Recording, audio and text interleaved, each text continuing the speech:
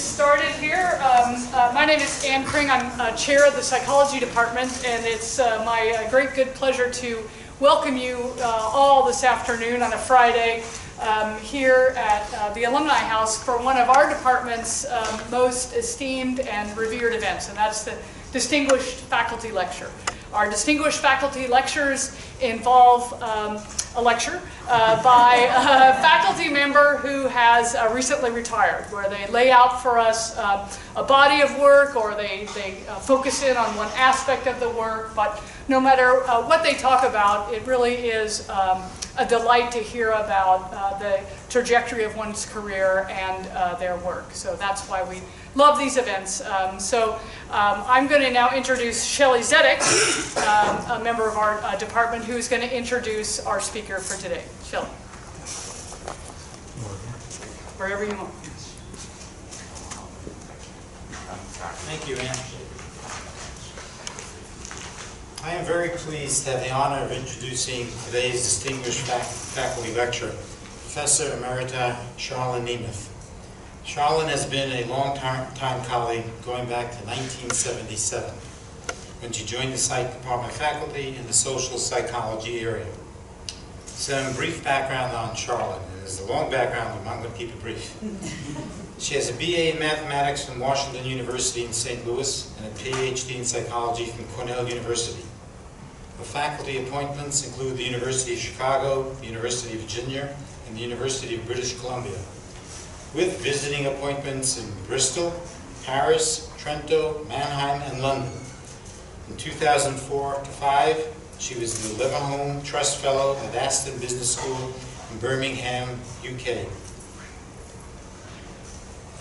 She has given keynote addresses to the Oregon Bar Association, to the American Bar Executives, and to the American Association of State Colleges and Universities. Her research specialties are influence, creativity, and small group decision-making, with a particular emphasis on the value of properly managed dissent for stimulating thought and creativity. She has studied small group decision-making with an emphasis on the ways in which such decisions can be made better, more correct, and more creative. Her emphasis has been on influence processes in general and the value of dissent. In particular, she has provided repeated evidence that dissent, even when it is wrong, stimulates divergent thinking, provides consideration of more alternatives, and ultimately serves the detection of truths and the finding of creative solutions. Other research interests include diversity of team members, techniques for raising the level of creativity, for example, brainstorming, devil's advocate, power, its uses and abuses, and persuasive techniques, as well as cross-cultural differences in creativity and influence processes. Her research has included both experimental and naturalistic paradigms, and has been broadly applied, most notably in jury decision-making and the managing of innovation in organizational settings. There is one area of research that I especially want to note, since I'm especially interested in it, but it's unlikely that Charlan will discuss it in a presentation today. Some of her research has been on the topic of creativity and innovation, and has included interviews with Nobel laureates. She spent 3 years interviewing Nobel laureates in chemistry and physics for 10 to 12 hours each, and is currently preparing a book on that project. As I said, I'm especially looking forward to that particular outcome product. Charlan has taught executive education courses and given invited addresses on teams, decision-making, persuasion, corporate cultures, and innovation to the business schools or schools of management at Cornell, Harvard, Northwestern, MIT, Yale, Aston Business School, and the London Business School. She's also presented at the School of Management in St. Petersburg, Russia, and here too at Berkeley too. Her most recent book on decision-making, titled In Defensive Troublemakers, The Power of Dissent in Life and Business, pulls together decades of research on influence processes with particular attention to raising the quality of individual and team decisions. Her research underscores how influence processes change the nature of thought. There are two themes. One, the perils of consensus, and 2, the value of dissent for the quality of decision-making and the creativity of solutions. Today's talk will focus on these themes. Before Charlan steps up, let me just quote some of the reviewers of the book to give you a flavor of the potential impact and the esteem in which he is held in the field. The reviewers that I've chosen to cite are ones that I personally know and who I think are critical thinkers and are highly respected. So first, Adam Grant, who's a Wharton professor at the University of Pennsylvania and written books that have appeared on the New York Times bestseller list. And quote, "A timely tome on the perils of silence and the value of voice. Charlan Nemeth is one of the world's leading experts on making decisions and influencing others, and she presents a career's worth of evidence on why the views you don't want to consider are often the ones you need to hear most," end of quote. Second, by Carl Weick, who's a Rensis Lickett Distinguished Professor at the University of Michigan, and he's also the author of numerous books that have appeared on many lists. Quote, "Charlan Nemeth has written the definitive account of dissent and how it affects thinking. This remarkably insightful, grounded, and accessible treatment cannot be more important or timely," and it is timely. The third person I'll quote is one of our former colleagues, Phil Ketlock, who's now at the University of Pennsylvania. Quote, "Charlan Nemeth personifies minority influence. There is no person on the planet better scientifically qualified to write a book on the dynamics of dissent. She understands the underlying science deeply. She's a key contributor to the literature to induce divergent thinking and creativity. And she has repeatedly demonstrated her ability to apply the scientific literature to engaging real-world problems," end of quote. So by quoting this, I'm putting a lot of pressure on Charlan to run to these things, but that's okay. She's accustomed to that. Okay? So now it is my pleasure and honor to ask Charlan to come up and present the distinguished faculty lecture, and the title of her talk is "The Power and Value of Minority Opinion." Charlan?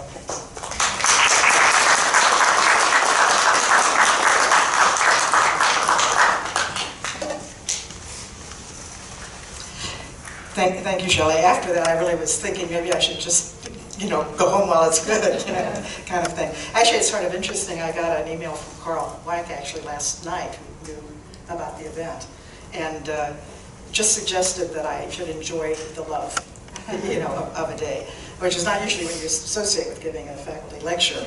But I do feel that, and I'm very grateful for all of you who've come to hear this. It's going to be a little bit of an atypical lecture in the sense that instead of my usual getting into the weeds of studies and specific logical connections and all of that, which would take forever on when you live long enough, on the different topics. So to some extent, this is partly because it's a retirement lecture as well. It'll be a little bit of a personal journey, if you'll indulge me, and try not to make it too long. Basically, and Shelley's covered some of this. Let me see if I can figure out. I think in part I found myself just reflecting in advance of today how much our research interests really are embedded in our own kind of values and experiences. Namely, we don't just choose things at random, usually because they have some kind of a personal meaning.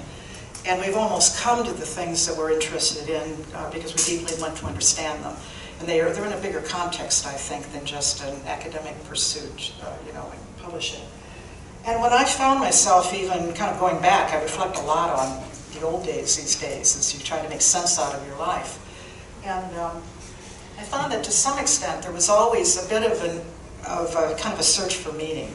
Namely, that what you do wasn't just to gain attention or fame or money, but that to some extent you wanted to think it could matter. At least we have that, certainly have that illusions when we were young, and I think to some extent still have. And I think that as an undergrad, and I did take my degree in mathematics, and I liked that. And my father liked that, by the way, since in those days psychology was considered more of a dilettante pursuit. I found, and I mean this sincerely, there was one course I still remember when I was a junior in social psychology, and the topic was on brainwashing. And it had to do, ironically enough, with the Korean War.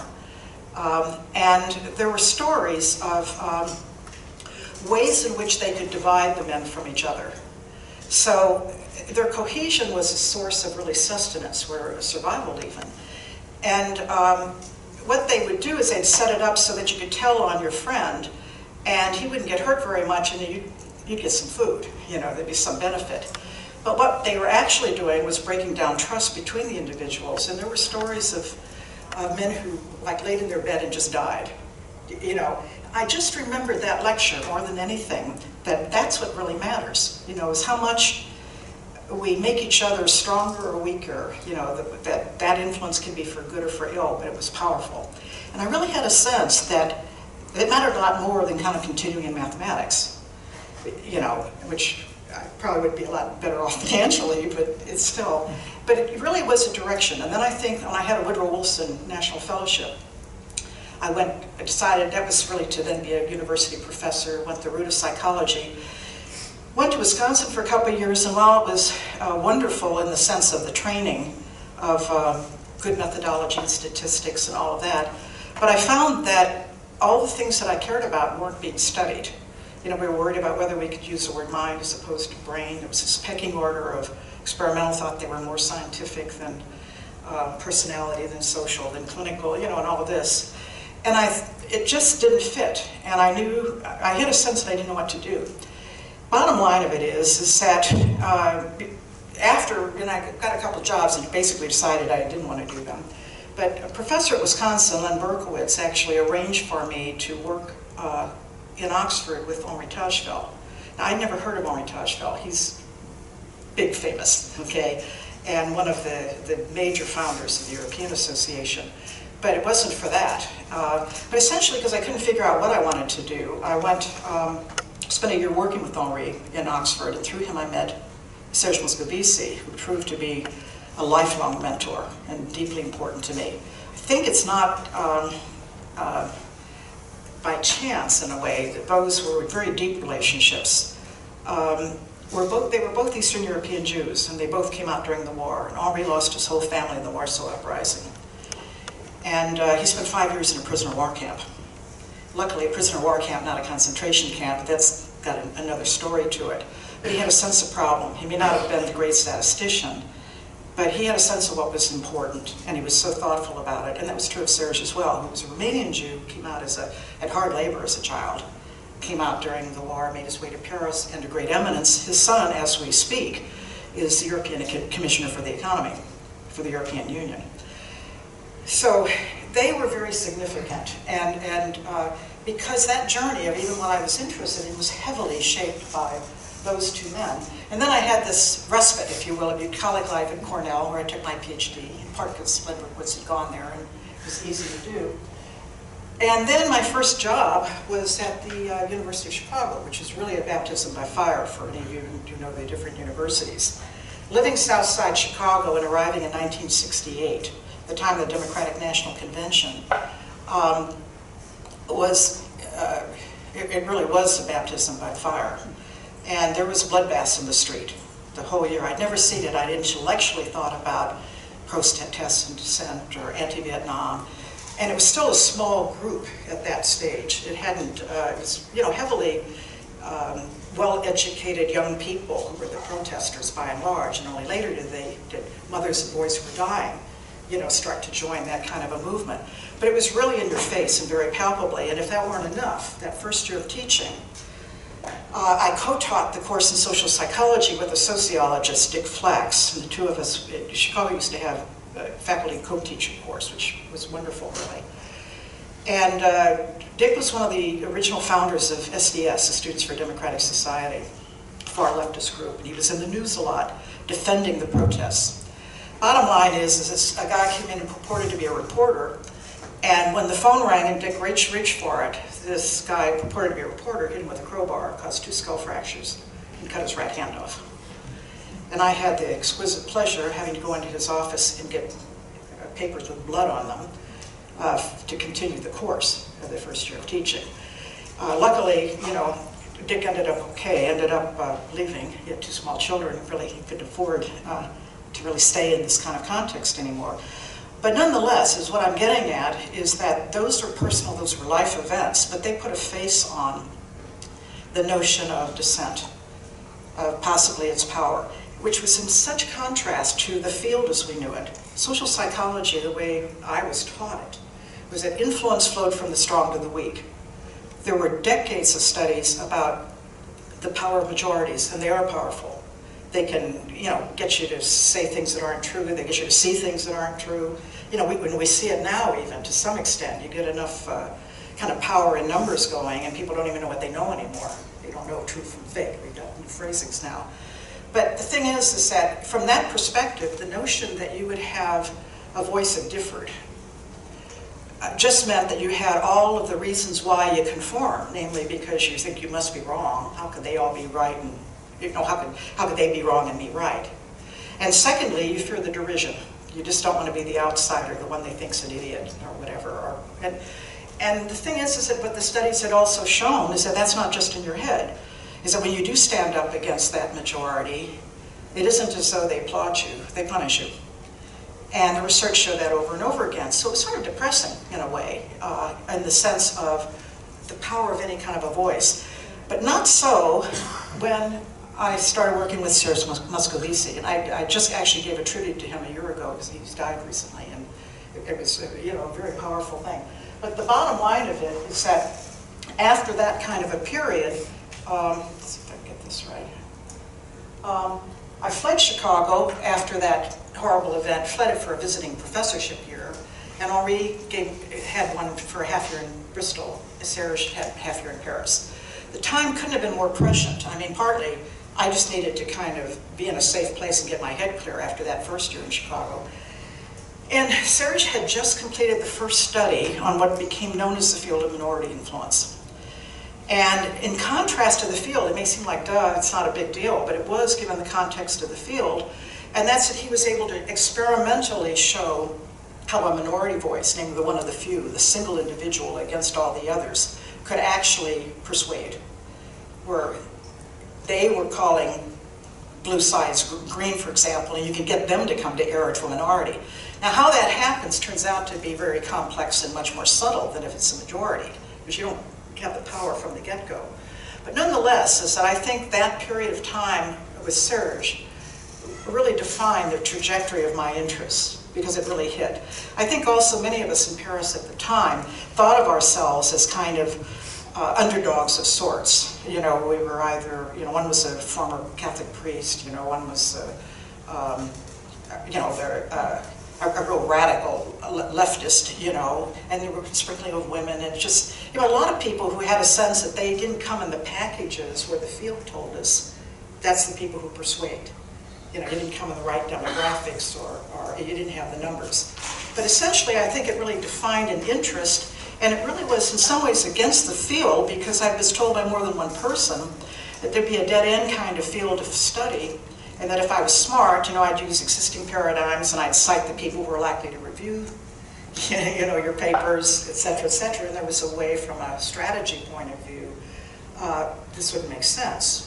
But the power of those individuals was really more important to me than the field, per se, because, again, I was back to, they were studying things I thought were important, at least, certainly given the experience in Chicago, they were important. I mean, they're really in your face. They're very real-life, visceral kinds of phenomena.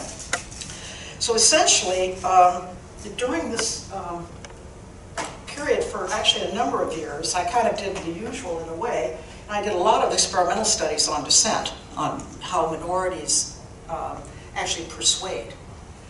And I won't go into, obviously it would take forever to go into the specifics on them, but essentially I looked at persuasion the way we had always looked at it, or influence the way we had always looked at it. And that was that if you believe A and I believe B and I can get you to come to B, I've persuaded you. Okay, and that's how the paradigms were all set up. And so I was following in that same tradition, but now looking at how does a minority voice, those are the few, ever actually persuade? And so there were some interesting things that come up from my research and from a lot of the different students of Serge over the years. Things like consistency over time really matters. Is that you can't compromise. The bottom line of it is, if you want to be liked, you can compromise, but you aren't effective. Essentially, the voice of the few has no impact if you're inconsistent. And we had done that in more or less subtle ways over the years. But I think one of the things, again, I don't have this in a particular sequence, but I think one of the big things that stayed with me was important is that often there was much more power from the minority voice that was evident in public. In public, they got beaten to a pulp and derided, disliked, all the things you fear. But often what was happening is that if you ask them later, or you ask them in a slightly different way, you begin to realize that they had been persuaded at some level, and that their opinions really were changing, but they weren't about to acknowledge it. So there was that sense in which we underestimate the power of the few because we don't see it in an overt fashion. They don't acknowledge it, they don't say yes, they just tell you full of crap and they go on from there.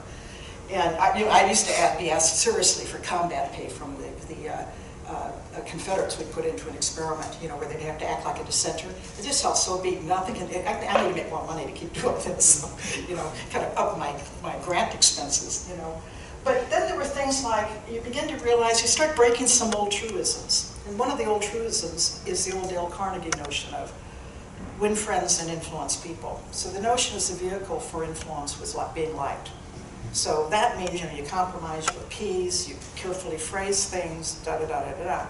When it came to the persuasion of a minority view, though, is that the power, and I'm summarizing those through a lot of studies, and all the mechanisms for liking actually disable you, because what really the power of it was conviction. And so it was a consistency in the face of being slammed back. It's things like, we did one study on negotiation rather than influence, and you can find that there are vehicles of compromise to negotiate, to get what you want as a deal, but they don't change minds and hearts. What changes the minds and hearts is the consistency and the conviction.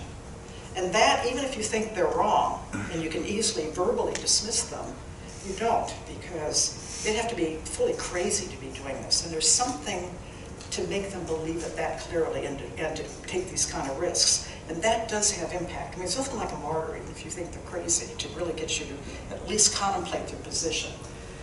And obviously the risk and pain of dissent, which we were more than clearly aware of. But essentially, after that, and I did my due diligence of a lot of studies and doing them carefully and all that. And this was mostly during the period of Chicago, which I returned to, by the way, after the stint in Bristol and Paris. So I went back to Chicago. I was going to beat that city, and then I ended up with a stalker who scared the heck out of me. And I kind of knew it was not if but when I was leaving Chicago. So I went to Bucolic, Virginia, thinking that it's going to be pastoral and benign and all of that. And it turned out it was a shorter stay than I expected, or at least anticipated. But during that year that I was there, because I then went to a think tank, then changed the story a bit. But at Virginia, I actually started doing some work. I was always interested in juries, and I started doing some work that had a legal, more appellate issues, so, I mean, they pay you to help you win, but I was really interested in the appellate issues, because it became clear to me that I wasn't as interested in who won, I was interested in whether or not they made the right decision. And so the kind of things I started thinking about with influence really had to do with that. In the course of a big study we did in connection with the law school at Virginia, I had a group of 4 of the greatest undergraduates you ever want to meet who just, they were to die for. But we had coded every comment of deliberations, and it's just so labor intensive. And in those days, they were stopping and starting a tape recorder for every comment to code who spoke, to whom it was addressed, and the nature of the comment. I mean, really, you got to have crazy, loyal, wonderful teams who helped me work on this. And of course, they broke about 3 machines in the process. But it was a very special year. But the reason I mention it is not so much that the study itself was interesting, but that was a key time for the insight that led to the rest of the research, essentially. And what it was is that we noticed as we were coding, and you watch it over and over and over again, is that what became clear to me, even though it wasn't what I was originally looking at, is that the deliberations were better, they were richer, they were smarter, they were more like quality decision-making when there was dissent present. And when in fact that dissent was kind of protected, for example, like by a requirement of unanimity, which gives them power to some extent. Because what I started noticing is that they were considering more parts of the evidence. They were considering alternatives for the same evidence. So, instead of jumping to a conclusion of, whether it was intentional that you you committed suicide or whether or not you overdosed by accident, and how you piece it together. What I'm saying is that they would consider several alternatives to the same factual pieces of evidence, because there's often more stories that link them than just the first one that you come up with. But I could see, or hear rather, that they were engaging in that kind of consideration of more information, more alternatives, and you could just tell the quality of it was better. And that was not what we were studying so much, but it was an insight that came out of, which I still really believe in, is that you look at the data and over, you listen to the recordings, you talk to the people who you do studies with. Anyway, what came out during that year, it turns out that there was a think tank up in Seattle called Battelle, and they had a year on psychology and law, and I was invited to come for that year, which I did. It was a wonderful period. Actually led to giving a talk at the Oregon Bar Association. And I was pleased. It was the first female and the first social scientist. They didn't think a lot of social science generally. It's an audience of 1,100, and there were no more than 40 women in that audience. And so, you know, it was, and you know, I'm dealing with an audience who doesn't think much of social science. I mean, I really felt like the weight of the world. But increasingly, I think those kinds of experiences force you to kind of face real life phenomenon that are just a lot bigger than your studies. Okay, the studies seem like minutia, but they aren't when you add them all up and you have a perspective on something. And also, you know, you've carefully done it, so you're not kind of trying to tease apart something that's been determined by 8 things. You've been able to at least control it experimentally and statistically to get something close to cause and effect, at least in this area. And if you keep doing it, and you do it with different paradigms, it's not that easy, but when a pattern falls out, you really believe you have something. Anyway, what that did mean, though, is that my focus was, it just became clear to me that I really didn't care who won, I cared whether the quality was there.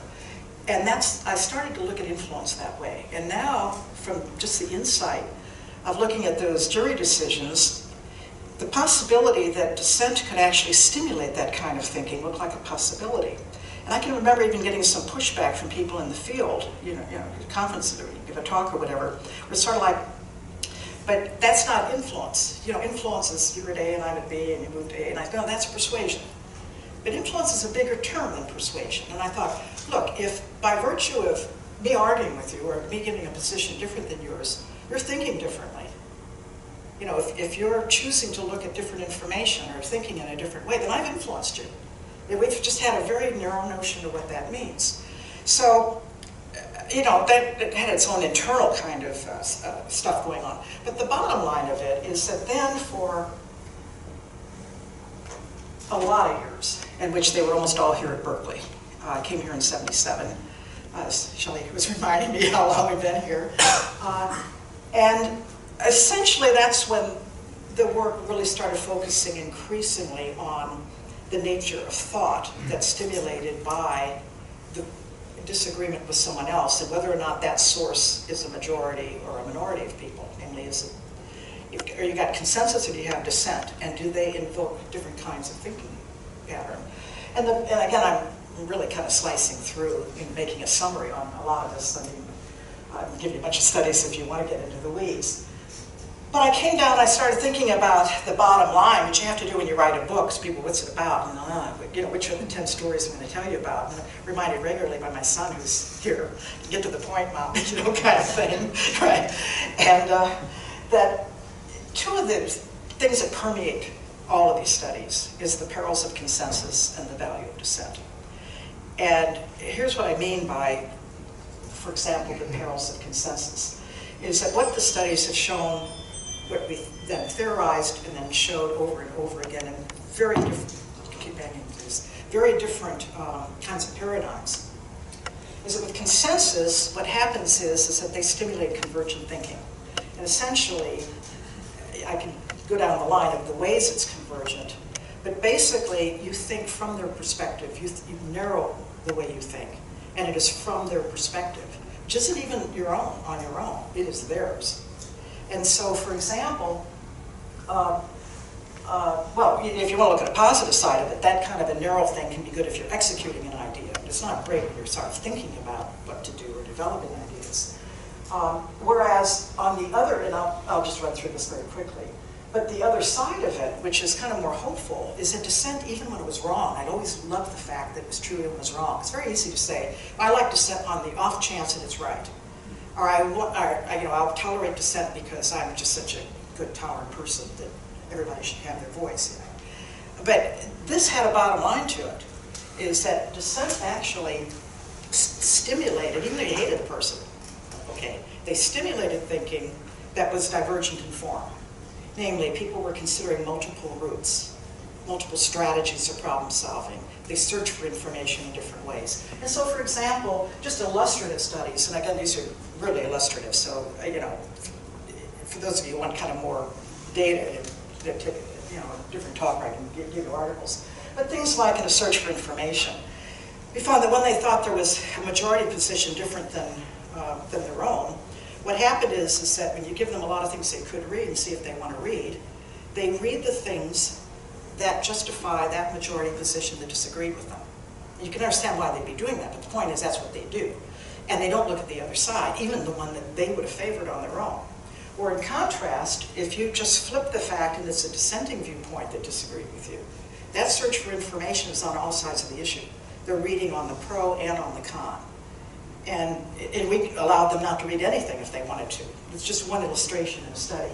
Another one, for example, was had more to do with focus, and had to do with embedded figures, for those of you who know that. Kind of saying, here's a standard figure, and it's sort of like, can you find it in any of these 5 over here? And it's hard to see, because it might be upside down or on the side. I didn't bring all this stuff, but you have to kind of look at it. It's not always clear what's right. You take one line off, and it's not there.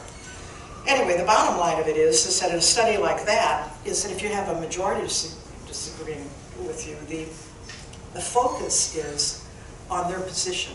So what they say it exists, that's where you're spending your time looking. And you don't look at the others to detect all the possible solutions. Whereas when it was a minority voice that saw something different than you did, what was happening is that you were searching the entire array. And so what the results showed is that you were detecting solutions you wouldn't have otherwise have seen. And they were correct. You weren't just guessing. It's not like you're just going off any old place. You were actually detecting correctness. That's because you spent the time looking at the array more carefully.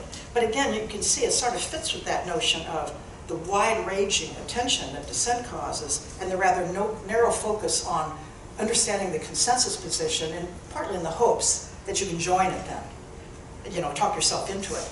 I mean, I'm going through some of this really fast, but I'll get to this last one. Just one point on that, though, because there are times when I've written both with regard to corporate cultures and with regard to cults. Cults are very smart. They know how to use consensus. There's a reason why they do everything from recruitment to socialization to who you're allowed to interact with or whatever to make sure that you're with the like-minded. They also make sure that dissent is ejected like a virus. And you find that exact phrasing in some of the books on corporate cultures, for example, like the Collins and Porras book, for example, in which they almost say that's a lot of high-functioning companies. They want that, and they purposely want it, and they almost tout that benefit. Because what you get is everybody on the same page, they're doing what you want them to do, they're performing, they're making money. Of course, they're not telling you new ideas, they're missing the boat, they're not challenging, they're not doing a lot of stuff, but it depends on what it is you want. But just to kind of really illustrate, and I know that for those of you who are not kind of researchers or even care about this specific data, this may gloss over, but most of you, you'll look at the details. But just to kind of illustrate a little bit, like on the anagrams, and this is just to show you that you don't have to get into some complicated discussion and then try to figure out how are they thinking, are they considering both sides. It's like simple studies. Part of it is that you don't have to explain too much. It's you either see it or you don't. And things like, I think on this one, I think what it is that if you were to look at the next slide, you would say, what's the first 3-letter word you notice? And under short exposures, okay, what you would have noticed was, if I get this right, wrap or pit. And the reason is it's set up so that they're in capital letters in the beginning and they're left to right the way we read. So if I show that to you really fast, that's all you see. And so I already know if there's like 4 of you out there that you're all going to first notice pit. Now, talk about simple. and simple sometimes it's hard to, you only learn that after going through the grueling part for a long time. It's basically get feedback of, here's your 4 people, the first word that you noticed. Now I can tell you in one condition, tip, tip, tip, pit. Well, that tells you everybody's thinking, oh heck, all 3 of the other people noticed a word differently than I did. And all 3 of them noticed it. They don't say this to themselves, but it's the backward sequencing of those letters. Tip, okay. Now you do this, I think we did it 4 times or 5 times or whatever, but each time they're writing down the first word that they notice.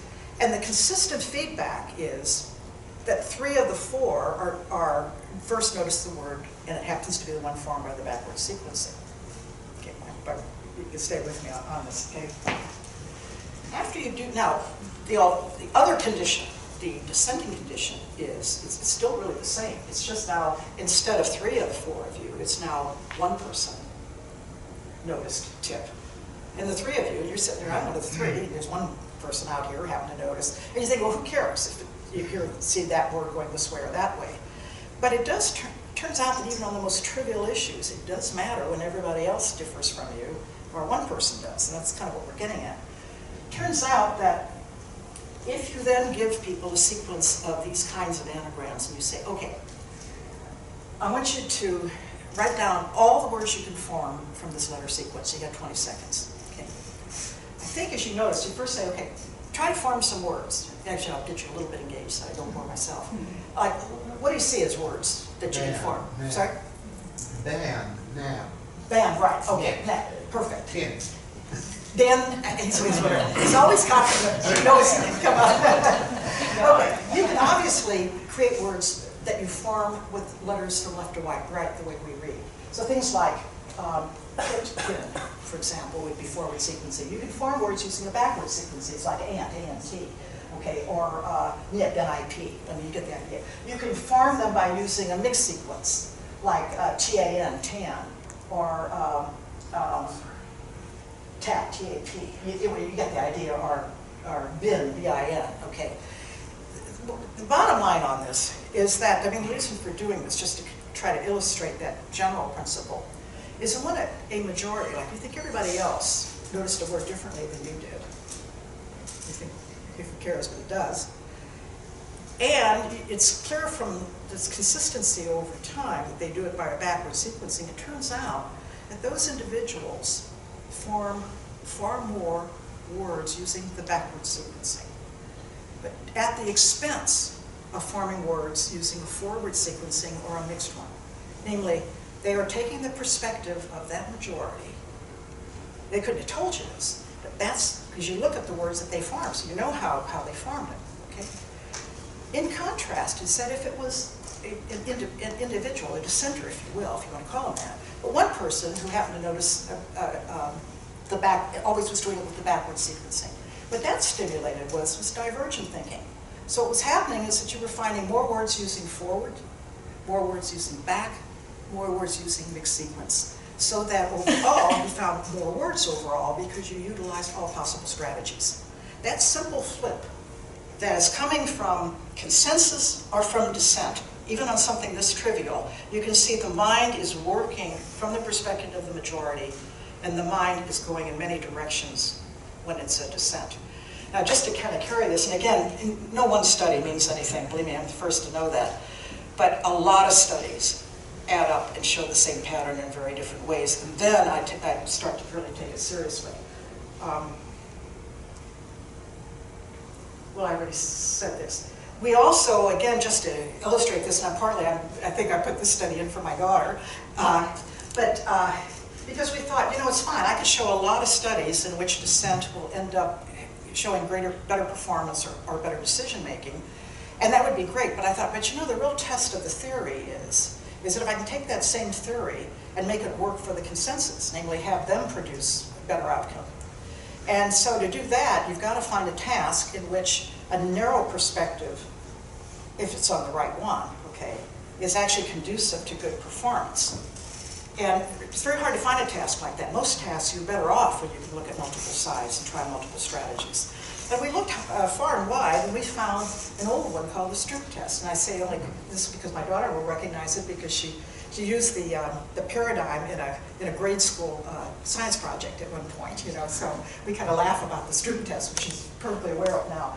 Anyway, the bottom line on a Stroop Test is that you're supposed to read these as quickly and accurately as you can, but you read the ink. You're reading the color of ink, not the word, color of ink. So if you try it, you can mumble under your breath if you don't make a fool out of yourself. I'm supposed to make a fool out of myself on this, I don't mind doing it. So, but it would be things like, it would be red, yellow, green, blue, yellow.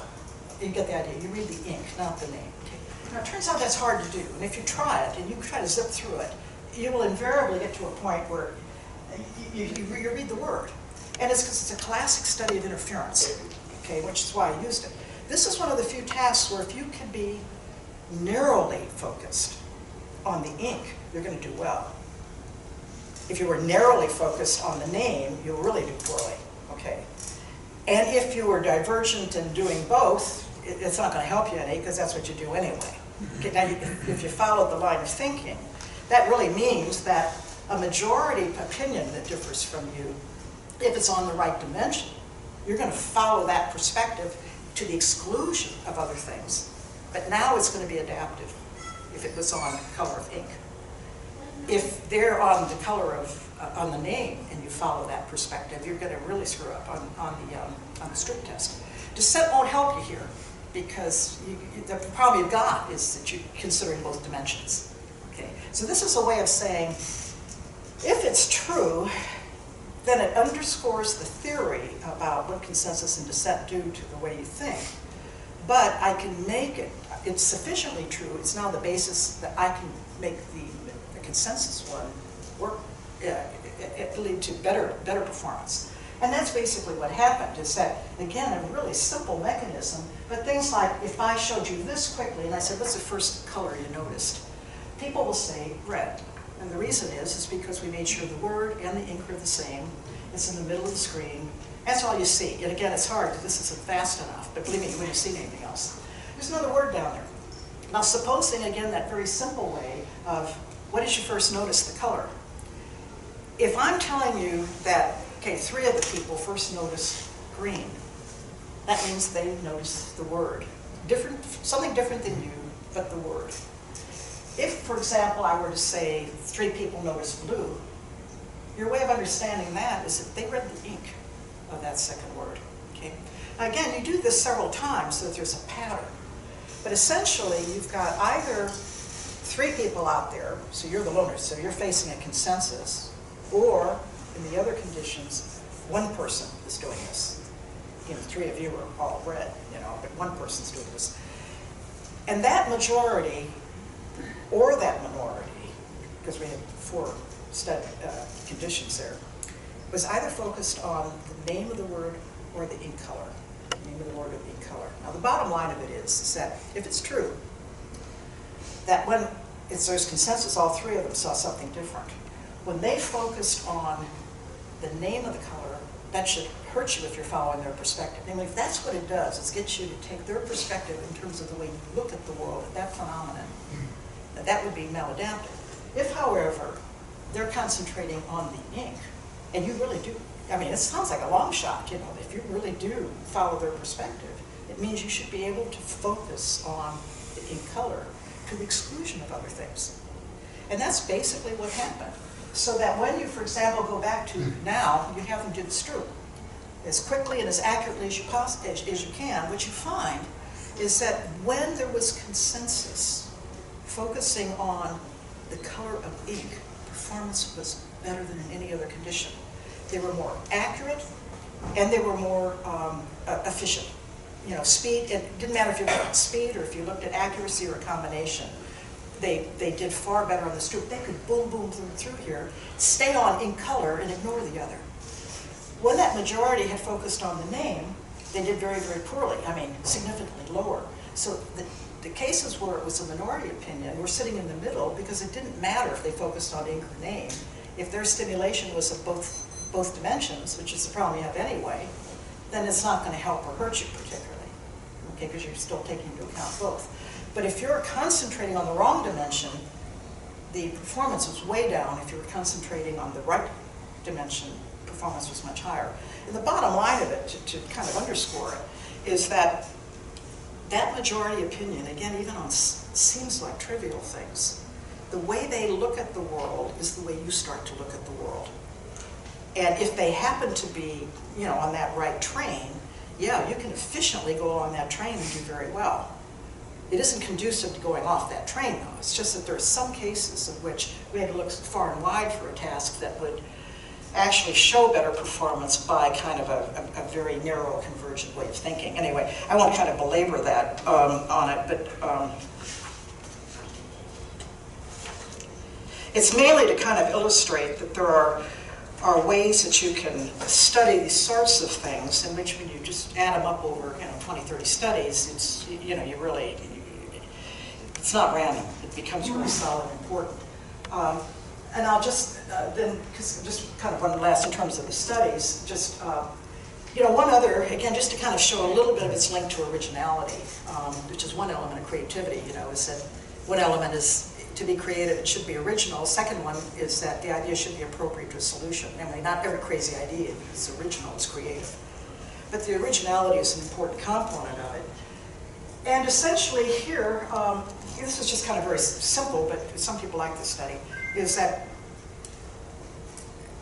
people heard somebody call blue slides green, and essentially it was either a majority position or it was a minority position.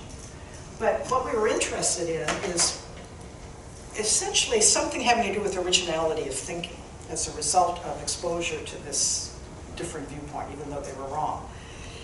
And essentially what we did to test the originality is we asked for associations to the words blue and green. So if I were to say to you, what's the first word that comes to mind when I say the word blue? You'd say? Sorry? Sky. Right. Thank you. Thank you, Anne. Yeah. And so that's, well, depends on how you want to call it. That's a frequent response, a popular response, a conventional response in a way, in the sense that it's given by a lot of people. I have to say thank you to Postman and Keppel of our department, because way back when they did a book and they had associations to words. And luckily they happen to have associations to the words blue and green. And so I could actually calculate from the association I'd get from one of the subjects in the experiment, I could calculate the, if you will, the conventionality or the originality of the association. Now it turns out that almost everybody, the first time you ask them, they give you a conventional association. I say blue, you say green. I say blue, you say sky. Okay. However, we asked them 7 times we wanted.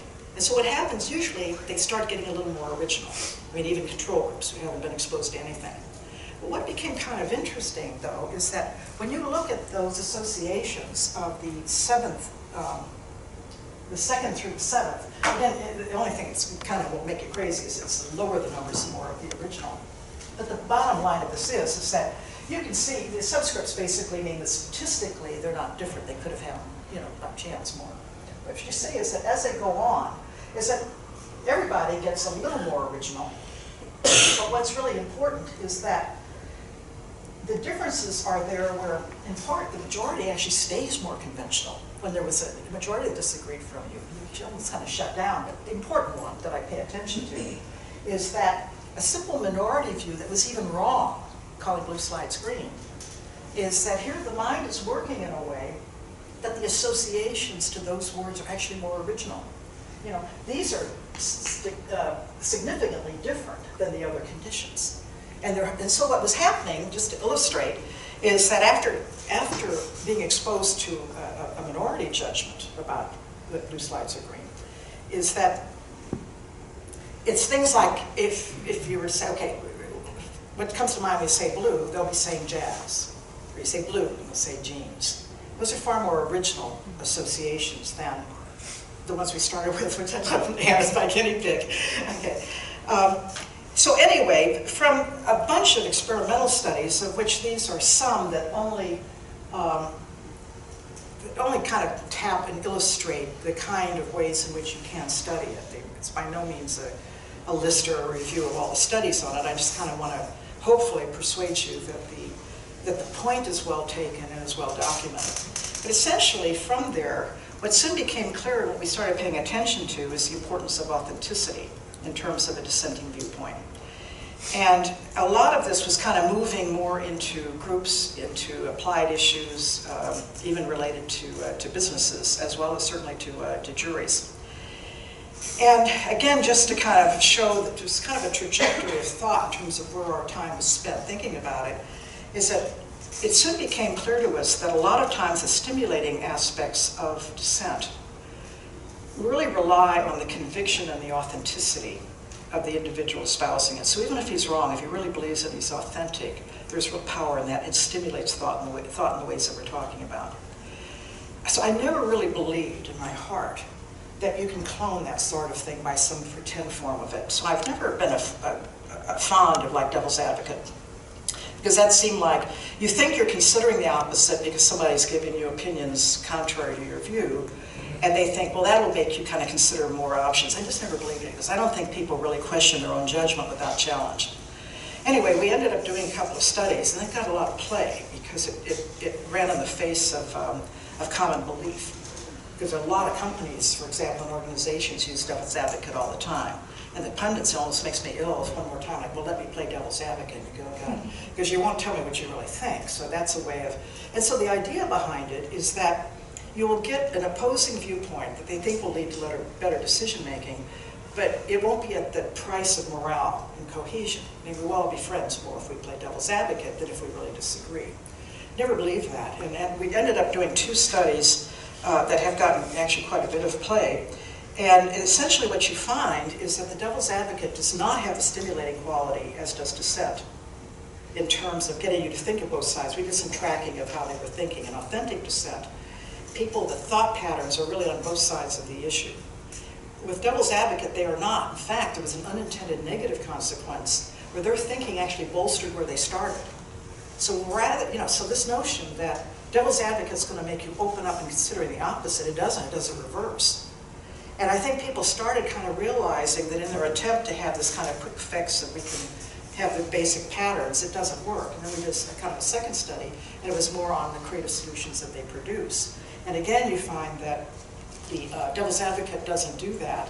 Ironically enough, which surprised people, even if the person spouting the devil's advocate position, if he's asked to play devil, even if you know that's what he believes anyway, you'd think, well, that's like authentic dissent. You know, it turns out it's not. And that really surprised people, because even though it's a position that they believe, the fact they were asked to play a devil's advocate means that you can't fully know if his arguments are acting or him. What I'm saying is that it intellectually seems like it's the same. Because we had it so it was the same arguments, because we're good experimentalists, same arguments, same everything. And you even know the guy believes it. And yet the fact he was asked to play a devil's advocate changes the nature of that same set of arguments stimulating this divergent thinking. Authentic dissent, you think the guy saying what he believes, does do that. And they came up with far more creative solutions to the general issue. Had to do with scheduling in a company, but I mean, the specifics don't really matter. And then we kind of took this, kind of one further, because I decided I was still on a mission to, some of the things people take for granted, I think, have to be questioned. And brainstorming was another one of those, where contrary to what a lot of people, I mean, people talk about brainstorming as though it's some word where you just sort of sit around and, generate something. But the fact is that ever since Osborne developed brainstorming back in the 1950s, there are very specific rules to brainstorming. And they require, you tell people, you concentrate on quantity, don't criticize the idea of others, build on and elaborate the ideas of others, and freewheeling. And the notion is, which Osborne thought was a panacea for generating creative ideas, is that you follow those rules, and the premise is that you will end up just, coming up with just far more creative, good ideas, essentially. These, I swear, these rules have gone unexamined for over a half century. And it's more like they'll do a study on whether or not brainstorming is better than no brainstorming, or da-da-da-da-da, but not really looking at are the rules they came up with, because they seem intuitively plausible. We don't realize is that we don't question it when things seem intuitively plausible. Well, given this pattern of work, you can see over a lot of years, as I should have said, question the one I've read. So that notion of a rule, do not criticize the idea of others, seemed to be just the reverse of authenticity. Is that if you really do differ, you have, it seemed to me that it got in the way of creativity. And yeah, there's another story about all the Nobel laureates and stuff, but you start to have a sense of what induces creative thinking. So basically what we did is that we simply did a study where we changed that second rule, and we'll compare it to the traditional one, but we also did a condition where we encourage debate, even criticism of each other's ideas. So we had a different rule. It's the opposite, essentially. And we did this, of course we did it the hard way, it was a whole other story. We did it both in the US and in France. So we did it here at Berkeley and we did it in Paris. Exact same, translated down, and I did it with 2 colleagues in France. And so we looked at both the quantity of ideas generated and we looked at the qualities. Again, that meant coding for quality, which you can do. So the bottom line on this is that in both the US and France, namely in both countries, you got the same pattern. And that essentially is that the traditional rules were somewhat better than essentially no guidance at all, but the ones that encourage criticism, even debate, led to far more ideas and higher quality of ideas. And the thing that was done in both countries, it's sort of like you're really taking a risk when you try to do a study in 2 different countries and expect patterns are going to be the same. And in fact, I had publishers, editors, kind of saying, well, what was your hypothesis about the US versus France? And I said, none. I wanted to do it in 2 because if it holds up in 2 cultures, I feel we're on pretty solid ground in comparison, because most of the time, you don't even repeat a study, much less repeat it within the United States, much less go to another country. And what you're really after is this thing true, not a cultural difference? And I said, besides, I wouldn't know how to talk about it if I had a cultural difference. I'm going to spout about what the French are like or, whatever. And it was interesting that we had this interchange with the journal, because they couldn't imagine anybody in their right mind taking the risk of doing a study in 2 different cultures where what you were looking for is if the thing holds up over cultures. But that's what we did, and we ended up with good results. Anyway, after all this stuff, I just sort of, again, back into a slightly personal realm, is that during this period, I was fairly productive. There was a lot of studies, a lot of reviews, a lot of addressing law, addressing business. Those have been the 2 applied areas that I pay attention to. And it was sort of like this also produced 2 people who are here today, who are my daughter and my son Brendan. And with Brendan's wife Nikki's also here, I have to tell you, and also Lauren's husband Tim is here too. But nonetheless, this produced this, and I put at the bottom because I couldn't help it. This is pre-maternity leave, parental leave. So I had between April 13th and the beginning of term in September with Brendan, and I had February 13th. And then I had between April 17th and the beginning of the fall semester with Lauren off. We had a little coverage until the end of the semester, but it was an era where, there's still ways you had to do it all, kind of thing. Anyway, but they are, quite lovely. Okay. So essentially, what's happened since all those experiments, though, is that I find that it's really kind of good when you're forced to go to an audience that doesn't necessarily, they're not in-house where they already think that you have respectability and your studies matter. They're asking different questions. Much like giving the talk to the Oregon Bar Association. It's a very stressful but powerful learning experience. But I also found there were some other occasions, like the American Association of State College and University Presidents. They were all interested in budget restraints, but also in kind of new ideas and reform. And they all did the same old thing, like we do here. In all honesty, you have your town halls, you have your open forums. You want to hear voices. You have emails that tell them if you have an opinion, give me an opinion. All comers, all voices known. And that sounds like a nice thing to do, and it is kind of in principle. But the thing I kept pressing them was that the talks were on creativity, which what they really, they want to know how to get creative solutions. But suggesting to them, though, that they're interested in this diversity and plurality of viewpoints and dissenting viewpoints and all that kind of out there, and you get 30 seconds, and you're asked not to repeat what somebody else said. The real question is who makes the decisions? And when you look at the decision-making bodies, they're still all the same, provosts and whatever, and perfectly nice people. But the point is that they're not inviting the dissent into the decision-making. And I remember a couple of them, like, but they were thinking about it, so I thought I'd already gotten one. But it does start to stretch you, where you think it's not okay just to do the studies and get them published. You really want to have impact. You want people to use the ideas. And so I took a year off and went, I think as Anne mentioned, I don't know if it's Shelley, when I took a visiting professorship at London Business School for a while, and I had a Leverhulme Fellowship before then, and so I had a couple of summers in business schools. And I learned, language change. I had to talk about stakeholders. God, nobody talks that way, but I had to learn to talk that way if I'm going to lecture about it. And it's just, studies I knew in social psych were borrowed, but they had different language on them. I mean, it was kind of crazy. And you kind of learn the value of pictures and narratives because they don't want to listen to the data, and they don't really care, and they're not sure the studies mean anything anyway. It's more that if you pull it together, there's a certain legitimacy, and if you sound reasonably intelligent, they'll kind of take your insights, but it's even better if you can embed it into a story that they can relate to. And that's not easy for us, as you know. I mean, we're really nerds, as my daughters often reminded me. Okay.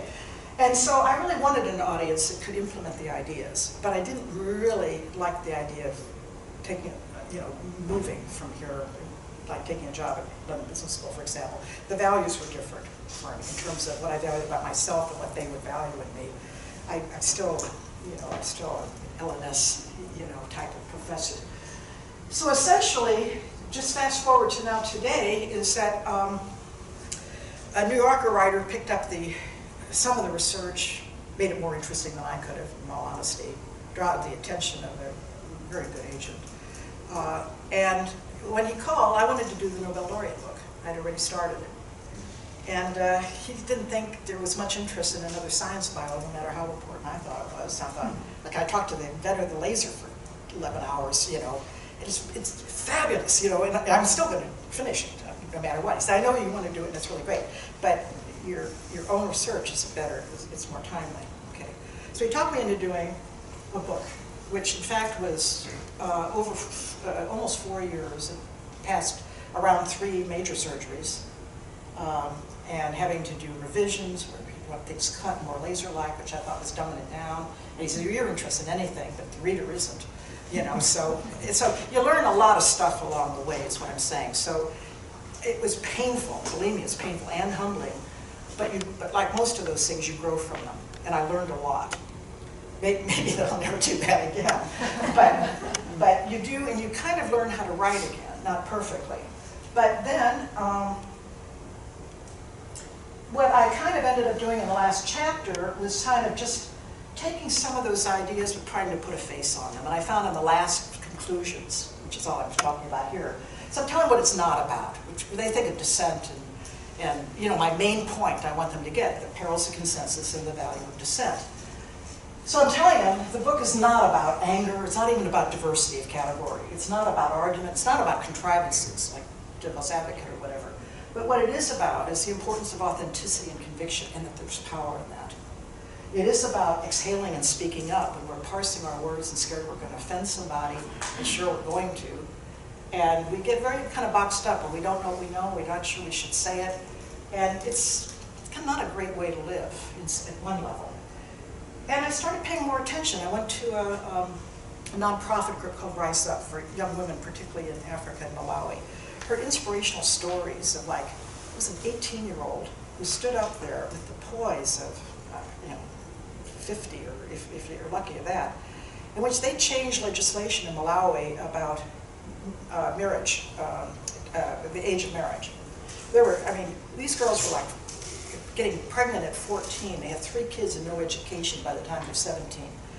And she was in the forefront of, I will marry whom I want to, which is one of their phrases I liked, okay. I remember being so touched by it, but then all the kind of notions of the power of the few. But I think of it in a noble way. I don't think of it in the pain in the butt way, I found that I was using those stories. So I was writing differently in this book than I ever did before. So to some extent I took a license, but I also thought, well, all that'll happen is somebody will read it, kind of thing. So, but it's something you do exhale a bit. Anyway, I'm hoping that even at this ripe old age, there's still a period of kind of learning. I'm not quite sure what the road forward is, in all honesty, and I do sometimes contemplate that pretty much. But a lot of times you find that as you get invited to give interviews or write articles, and even for bigger audiences or non-academic audiences, what's great about it is it forces you to think about issues kind of beyond the narrow scope you've picked for your research topic. Actually, I just wrote to Rudy, as he well knows, just a few days ago, because as a writer from the Wall Street Journal was interested in thinking there might be some kind of relationship, and she was interested in the kind of the pushback on affirmative action. And you know, you start out with, well, that's not really my area of expertise, because you think your area is like really, really narrow.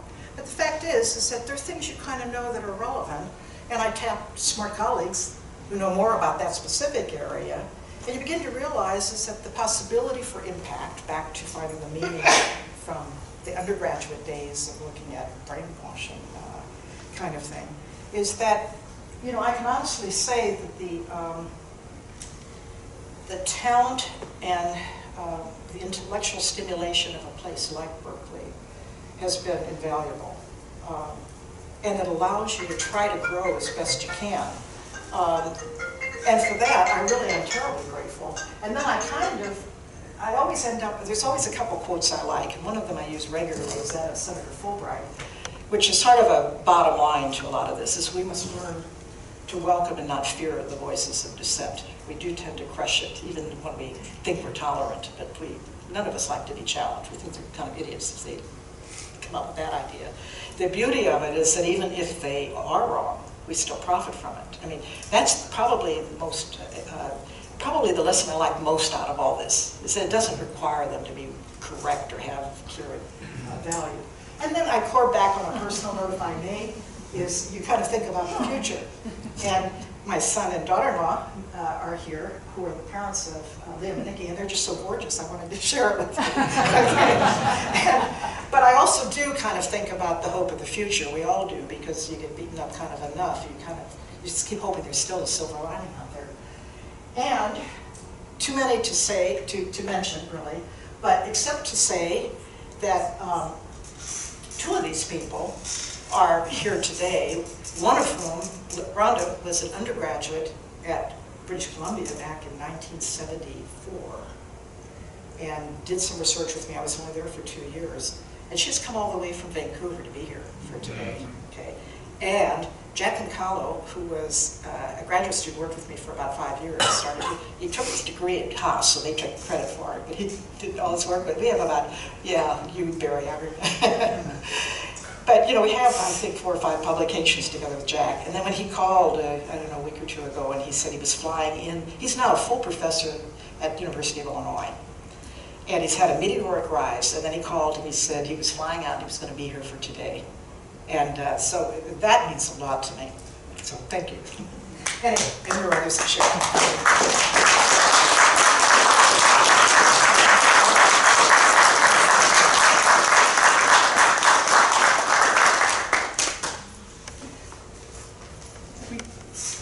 Take some questions? Yeah. I got it. Okay, yeah. I think I've said it. Good job. Yeah. If I were the owner of a big company and I wanted to get creativity going, and should I take away from the talk that I should bring in a stranger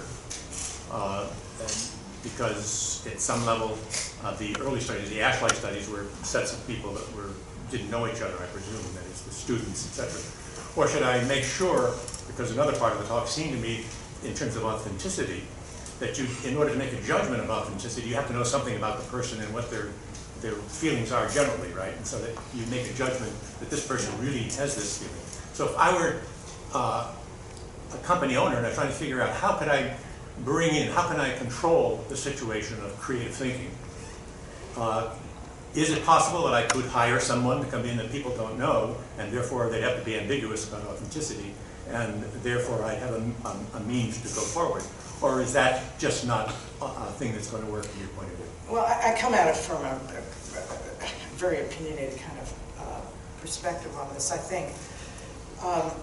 I'm just not big on contrivances. The real message is, that's why I use the Fulbright phrase at the end, is that you learn to welcome and not essentially fear or suppress the voices of dissent. That's on the assumption, though, that, you know, when somebody really differs, instead of shutting them down, which is what you do normally, and if you don't shut them down, all the pressure of everybody else disagreeing makes them silent. There's a big problem in business now. People will not speak up even when they see a problem.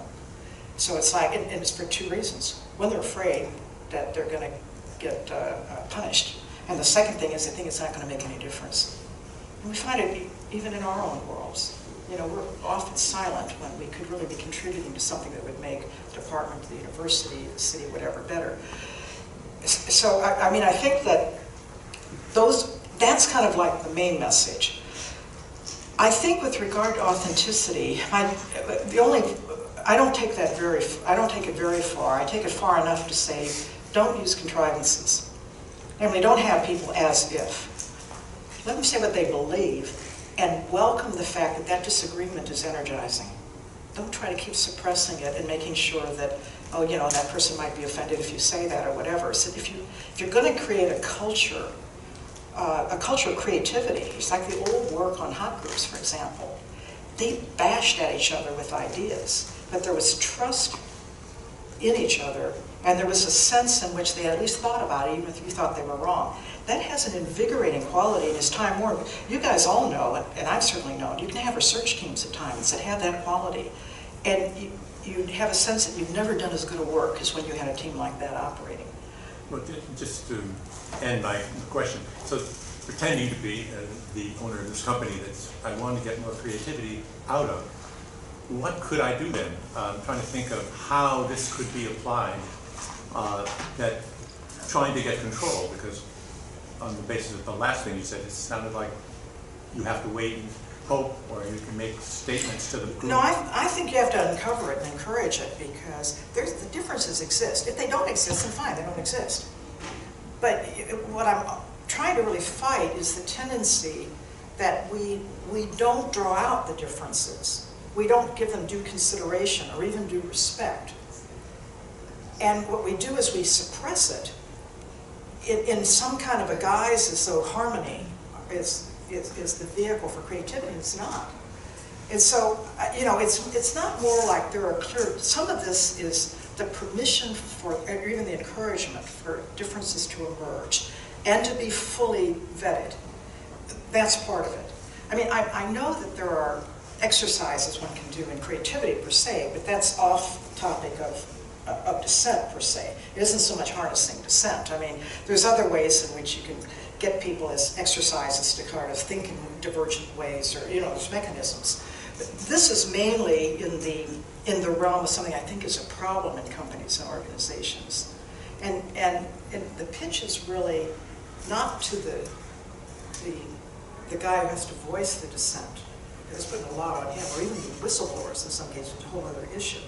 But it really is pitched much more to the decision makers, to the executives, who are the ones who can create the culture, who can create the incentives or the disincentives for certain kinds of behavior, and who importantly have to be the person who walks the walk. So they can't talk about, you can tell me anything, but if you do, believe me, I've known some like that. You know, you can tell me anything, as soon as you tell them anything, like whether their pants are a little short, they go into a meltdown on it. And you learn very quickly that it's not a place where it's safe to express a difference if there's an opinion held by either most people or certainly not somebody in power. I don't deal so much with power here, I deal more with the consensus, which I think in some ways is more insidious. I think much like John Stuart Mill, another kind of hero of mine, had noted, is that at least with power you know who the enemy is, you know his interests. When it's consensus of the majority, it's quite a lot more insidious because you begin to think that they are you. You know, it's not as clear what the dynamics are. And so, anyway, I'm just rambling on, forgetting. I'm sorry, you were, oh, I was just saying he had his hand up then. Yeah, my very first job, my boss asked me to tell me what I really thought. That was the last time we did that. My question has to do with in relation to other research. I'm very sympathetic to this idea. Dan Sperber's done a lot with this, and he seems to be passing the mantle to Hugo Mercier, the book Enigma of Reason. A lot of the same feel here, although they're focused on argument, which is excluded actually. But so I just want to talk about how this fits in, especially since you're retired now. Like, where do I go to read? I probably have time to kind of read more widely. You'd be surprised how narrow we kind of staying up with the experiments and the reviews and the, you know, and the patterns that are there and that aren't. It's very difficult. world. So, I mean, in many ways, I mean, that's why I try to give credit to, well, certainly to Serge, who I think created the way of thinking. And I didn't read John Stuart Mill until I started the work, even though from an intellectual point of view, you could see that you would almost take it from his work. I mean, to some extent, we're all kind of, maybe, you can reinvent things, but nothing's kind of necessarily new. You do stand on the shoulders of the people who preceded you. But you're also kind of selective at what part of it, what it inspires. And sometimes it takes you in a different direction. It doesn't come directly from the other writers. But yet you can feel a sense that there is a compatibility between ideas and approach. Sometimes actually makes you more confident that there's some truth to it. But you do, it's like anything, you look at it through the prism of your own experience. I mean, for the book, I did not just kind of case studies. They want me to do business case studies, but I don't have enough case studies. I go to my son for that, kind of thing. And, you try to get some, or you get some that are so well known they're not even interesting. But I started drawing from things in the news even, like Edward Snowden, and really paying attention to the fact that, it could be vilified, and you could argue, like anything in real life, you could argue about whether or not he persuaded people or didn't, or how much or whatever. But I think he changed the dialogue, and I think he changed the thinking. And by the time you kind of say, when did we start thinking about privacy? And now I'm thinking of these darn drones I want to shoot down, or whatever, is that the mind starts to expand with that kind of a dissent. Whatever you think of them, you pay a price, and I think that's important, because that underscores this notion of authenticity back. And sometimes it isn't that I have to know who they are, because I don't know if they're authentic at the moment or not. But I am inclined to say that somebody who's willing to suffer, and not stupidly, because he knows what he's up against, in expressing a counter view. You can think he's stupid, or whatever you want, but there is a sense of authenticity and conviction, which is why I put those words down. That seems to be the key to the power for stimulating thinking. And so, and I'm working those studies. They don't lie on, in our notion of data, but they're illustrative, I think, of something that I've come to believe through the die-hard experiments. Yeah, but I think if you added that subjective, if you will, first-person element of authenticity to Sperger's research, which is basically just sort of trying to turn things upside down and saying reason is fundamentally social. It's not that it's somewhat proved by sociology. Then it would definitely empower you.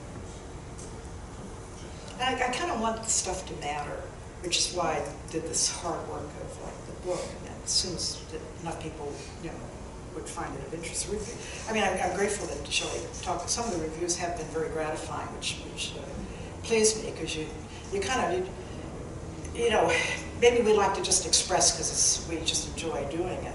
But it'd be kind of nice if you thought that you could actually, like the guy in the workplace actually has a more liberating atmosphere, or that his talents are utilized better. I mean, to some extent, I still have that do-gooder quality, of breaking up the cults, or at least understanding brainwashing well enough that I know how to break it, or where it can be used for good. But I don't know. It's just never stop being that way if you are that way. I'm sorry, Phil. Charlan, I really admired the message and also the do-gooder part of what you do. And I take what you said, that you're not dealing with anger and that, but it seems to me in these times, especially politically, that when you induce angry dissent into conversations as we have them now, it doesn't necessarily lead to the best possible thinking, but rather polarize. So where does what you're saying and that, how do you think about that? That's a good question. That's when I mean, it's almost too big of a question for me. And I'm one of those, I've been an addict to the news for the last 3 years, and it makes me miserable, kind of thing. And it does raise that. I mean, one of the reasons why I make the point is that in terms of the research, is that it's not about anger. And a lot of times when people think of dissent, that's what comes to mind. This is about authentic disagreement and voicing it, and the value and power of that. It is really that. I think, though, that when you introduce a kind of an anger, then sometimes the differences in position gets muddled up with it being an attack on the person. And sometimes people can't separate those anyway. You know, if you disagree with me, it means you think I'm stupid or something. And it doesn't mean that, it just means I disagree with you. A lot of times people have difficulty in separating that. I noticed so also even on the news, which isn't exactly what you asked, but I think it's somewhat pertinent since you're asking me about the politics, is that, you know, on TV when you watch, they always have somebody on the left and on the right, somebody a Republican and a Democrat. The pretense is almost that we're looking at both sides of the issue. You keep thinking of, that's never going to generate the stimulation that I'm after. And part of it is that you realize is that they both are just reciting their set points. They're not discussing, it's not dialogue, so it isn't a challenge to each other's viewpoint. It is almost just side-by-side differences. And that's not the spirit of what the stimulation of thought is all about. And it's horrible because they are, I mean, hopelessly kind of biased, never the twain shall meet. But what I'm often struck by, and I've thought about this recently only because Carl White is a very good friend of mine and did just sweetly email me to tell me to enjoy the love of my colleagues. But I had a phrase that I've always loved. And that's why I have to credit to him, otherwise I pretend like I came up with it and I didn't, okay. And he always said, argue as if you're right and listen as if you're wrong. And I always thought, you know, when you kind of like, you look for those, like I love Mark Twain, and, you know, and I love this quote of Jennifer. There's sometimes in those lines you think, those are the ones I write on the wall that I need to remind myself about, because it gets kind of lost in the intellectual meanderings. But I don't see that occurring in the political dialogue. You know, there isn't a listen as though I'm wrong. And most of us don't listen as though we're wrong. We listen only insofar as we've developed our counter-arguments, and we can't wait to interrupt them and let them know the error of their ways. So, you know, I'm not going to talk very smartly about a lot of the things if you get into the complexities of real life. But you try where you can to like meander through a group making a decision. It was a lot harder to look at individual decision making, at least for me. It's harder to look at real juries and to talk about it. Harder to look at companies, and you have to understand their worlds to talk about it. It's like when I did the project with the laureates. I had to understand enough of what they had done to ask intelligent questions. And I'd ask things they'd never thought of, which is great. But you have to have a bridge to talk to people. You can't just walk into a company and talk about company practices if you don't know how the company operates. You know, you can't talk to an attorney about juries that he's facing if you don't understand the dynamics of that jury. I mean, you really have to do your homework, and you have to cross most of the bridge yourself before you'll find that there's a dialogue that has any meaning to them. And that's why I think some of these stories become important, which I've always kind of underestimated. I always thought, it's just BS, you're just padding it, you know, making it sound good. But the fact is they put a face on it. They mean that there's a vehicle with which to talk to the other individual, to the audience. And that's something I still struggle with because I'm not really good at it. Some people just make things really interesting. Adam did one of the reviews for me, Adam Grant also. He just, I mean, he'll talk about my work in his book or whatever. But God, that sounds interesting. I wish I could speak that way or write that way more so. It's a skill set.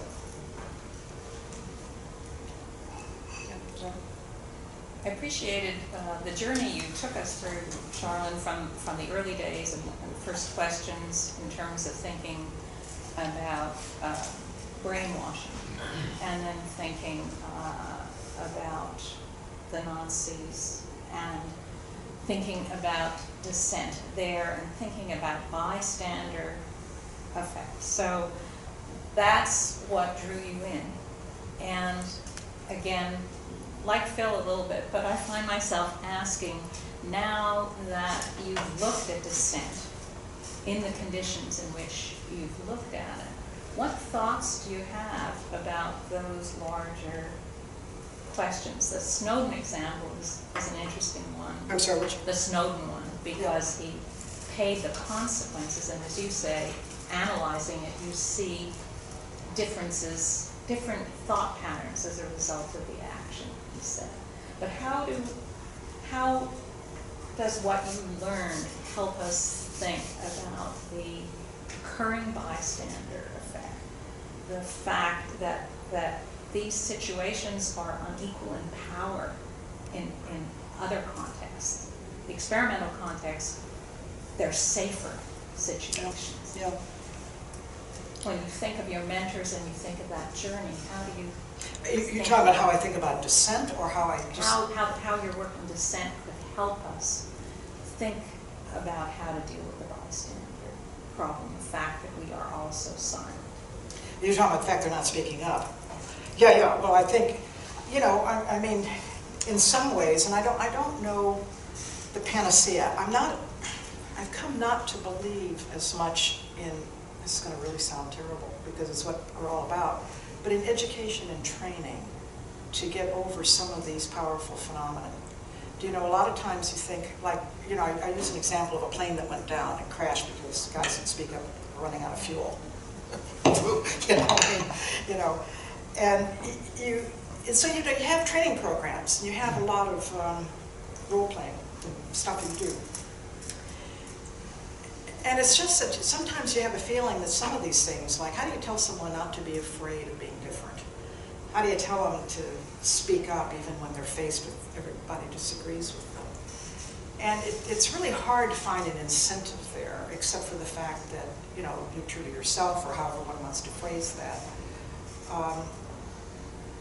Because those power realities are there. And you can't tell them they won't get punished, because they will. You know, and that's why I generally like to try, if I can get them, the audience, I try to do it through a book, or through exec ed, or through whatever, which is why I was so drawn to the business schools, is because these people could make decisions, they could implement ideas, and could make things better for people. So, you know, good, my Pollyanna notion, that looked pretty good, because I had a sense in which, doing all these studies, and I'm spending 2 or 3 years in each one of them, and Jack can certainly attest to the fact that I'm such a driver, you know, in terms of, you know, perfection. I thought he was, I wasn't going to wait to see his comments later tonight. He'd probably tell I used to give him a list of 10 things he hadn't done. And I'd always number them so he couldn't miss one of them, you know. And it's just that, you know, you go through all of that, and then you think, you know, and it gets buried into an academic journal. And nobody reads it except we read each other. Serge had an impact on me in there, too, because he said, social psych is dying. And he says, all we do is talk to each other. And we should be talking to the political scientists, to the, didn't matter, the lawyers, and to the doctors, and to this and to that and the other thing. So, and I think that really kind of stuck in my head, that we have to have something to say, or research should at least address, even if we can't do it perfectly, you know, a little slice, is that we have to speak to people who can implement the ideas. I don't know if that's true for everybody, but I'm saying my influences, which those two guys, Polish and Romanian Jews out of the war, an enormous impact, because they you know, they basically led to a set of convictions of things that I either believe or think are important. And that notion of, you know, giving their lives, it isn't enough to play patty cake with having publications and then doing the dance, is that there are real world problems out there, and we can't really do a lot about them, but maybe you can just do a little bit. But our work, if you're going to spend this much time on it, you'd like it to have some kind of impact. Sometimes, which I'm now beginning to really appreciate, is like that list at the very end. I couldn't have done any of these studies without those students. You know, some of whom come at distance to even be here today. We underestimate the impact. I'm sure Serge underestimates the impact he had on me. When you think you get a one line, it can be a direction for life. And if you kind of go back, I know a lot of people now, as they're getting older, they kind of look at those important events along the way, something someone said, whatever, that changed direction. All of a sudden you felt you could do something you wouldn't have, or you got an idea, and you felt kind of inspired. And that's kind of like the beauty. I love education. And I particularly love arts and sciences. I mean, I think people get too pre-professional, and they know a lot about very little. But they don't kind of worry about all these things that you can't understand or explain or really impact. And they figure, so why bother? But I think, yeah, you do want to bother, because, you know, I still really believe that, you know, education opens worlds to you. And, you know, my undergraduate education was fabulous, for which I'm eternally grateful. You know? And I'd like to see that in terms of what we give our students to the extent we can. But it gets really hard when you don't have the small groups, the intimacy of interaction, the time for those long discussions. And I'm going off in 5 different directions, so kind of ignore that. But I mean, you have me kind of thinking is that if you could take me into politics, then we go into education too. You know? Okay. I'm mindful of the time, so I'm going to hold that question if you could, Rudy. We'll continue this discussion, very thought-provoking and excellent talk, Charlan. Many of us are going to be going over to the Women's Faculty Club for our reception and dinner. But thank you, Charlan, for a great talk. And